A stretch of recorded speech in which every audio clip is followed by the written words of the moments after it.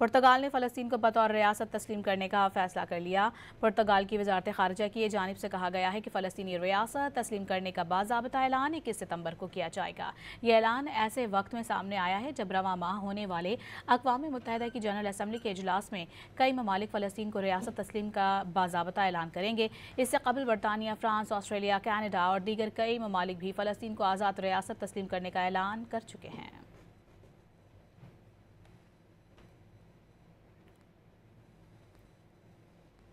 पुर्तगाल की वजारत ख़ारिजा की जानिब से कहा गया है कि फ़लस्तीनी रियासत तस्लीम करने का बाज़ाब्ता ऐलान 21 सितंबर को किया जाएगा। यह ऐलान ऐसे वक्त में सामने आया है जब रवां माह होने वाले अक़वाम मुत्तहिदा की जनरल असम्बली के इजलास में कई ममालिक फ़लस्तीन को रियासत तस्लीम का बाज़ाब्ता ऐलान करेंगे।